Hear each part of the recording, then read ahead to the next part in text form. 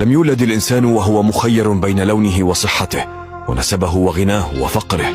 إذا لم تحترم الخلق فاحترم الخالق، ولا تجعل الخسارة نهاية حلمك. الفائز كان خاسرا من قبل، لذا حاول مجددا ولا تستسلم أبدا. وكن على علم، بر الوالدين ليست وظيفة بينك وبين إخوتك، بل هي مزاحمة على أبواب الجنة. وإن كنت لا تزال تبحث عن ذلك الشخص الذي سوف يغير حياتك، فانظر إلى المرآة. إذا أوجعك كلام الناس فلا توجع نفسك بكثرة التفكير بكلامهم. ثق بالله، طالما هم بشر مثلك فليس لهم سوى ألسنتهم، ولا يملكون لك ضرا ولا نفعا.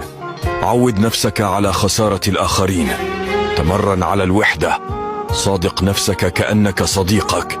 فحكمة القدوم للحياة وحيدا، ومغادرتها وحيدا. لم تأتي من فراغ،